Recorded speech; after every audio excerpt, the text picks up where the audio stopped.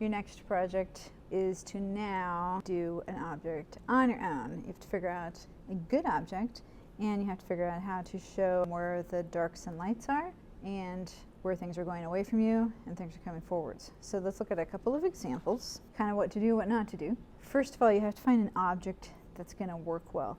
You want something that has ins and outs and crevices and parts that are coming forward, parts that are going backwards. So this shell, it's kind of flat. So it works because it has these bumps and everything, and it has this part, but it's really not giving you a real good 3D effect because the shell itself is kind of flat.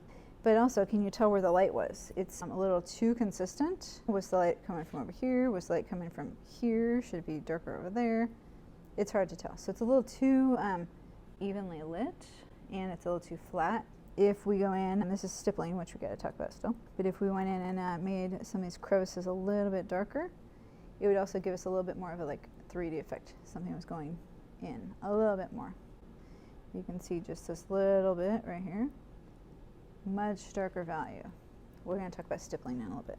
This one, kind of the same thing. If the light's coming from this direction, then where are the highlights? If this is the cast shadow, you know, some of the lighting doesn't make sense. Same with this one. We've got a good cast shadow, but if this is where the light's coming from, then how is this and this and this? How is this as the light is up there? This is the underneath of the shell, right? So we should have some shading going on down here for sure. Down here should definitely be darker than the top part, right? If nothing else, that should definitely be darker than everything else. How is this as light as this? These are great beginning examples, and I'm not trying to make fun of these, but it's a good way for us to see what not to do. These just are too evenly lit. The other thing is, this person did not do this on this project. I've kind of gone back through and emphasized it. See this? That part is too solid. This is a great shadow. There's a little bit of the sparkle of the paper through the pen marks, which you want. When you look at it from farther away, this black part looks flat. It becomes two-dimensional. Black will do that.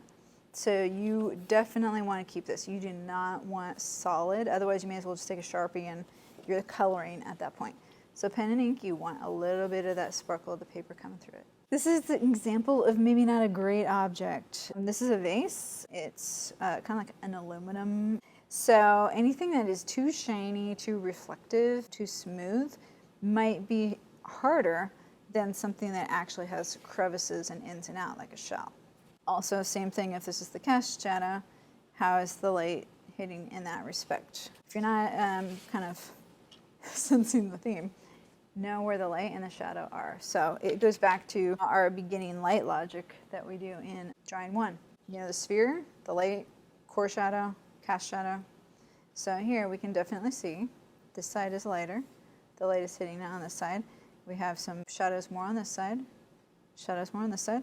There might be a little too much highlight here, especially down here. You can really see it done well on the back part of this. It's like a little wood container kind of a thing. It makes sense, especially like, check out right here. This side is lighter, this side is darker, building up with the hatch marks. So this is a good object. It's kind of complicated, a complex object. Same object, they just kind of zoomed in on one part. You can see the buildup of the lines and the details.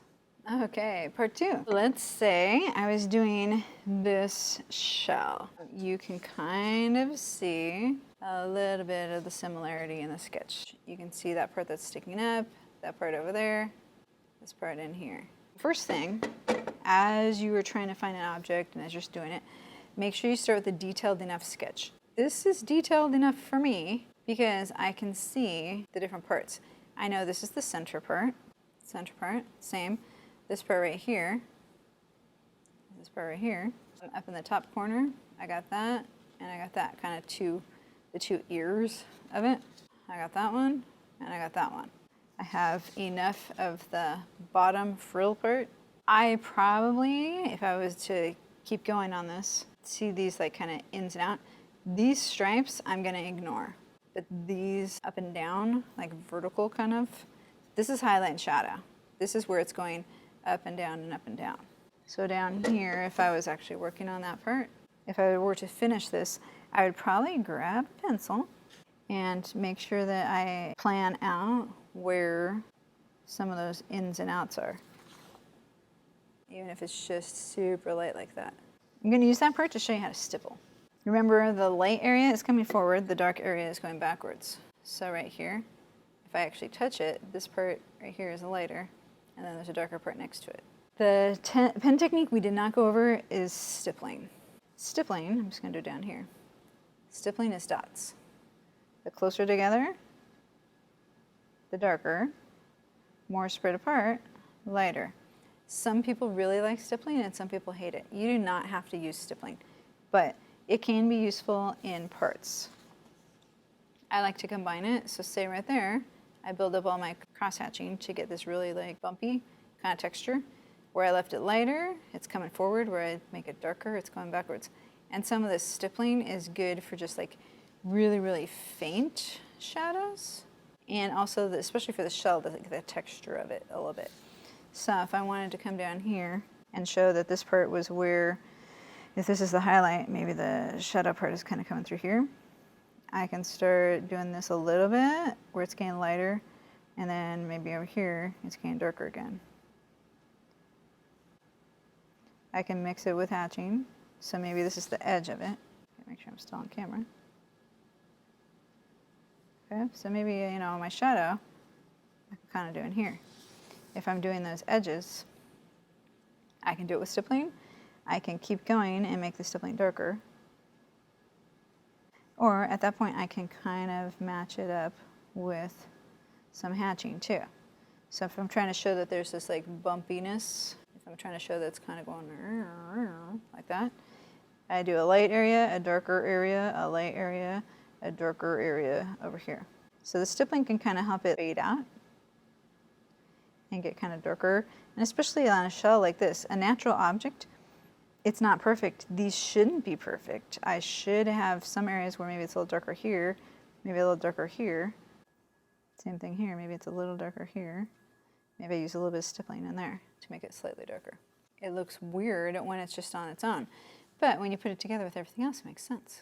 If I were to keep going on this, and this would take me a long time, it's true, not gonna lie. But right here, this is kind of that area that I've been working on, where you can kind of see it a little bit coming along. Obviously, I'm in a different lighting situation because I had the light kind of coming from here. The main thing to take away from this is you can see where the little darker side is, the lighter side. And you can see where this part comes because I am making the part behind it a little bit darker so that this edge comes out. I'm not outlining it, okay? That's the other thing. If you look at this, there's no outlining. But you can see where this is. It's coming forward because there's a shadow behind it. You are going to find an object, something that has some inconsistency to it. Would this be a good object to use? No. Too small, too uniform, too even. Would this be a good one? No. It's too flat. You don't want really shiny and reflective. Shells work great. Go outside and find a stick if you want to. And other things that have worked really well are things like people have old toys, model cars. If your mom has like little knickknacks around the house, Halloween decorations, you know, like gargoyles, things like that. Anything that is like a figure.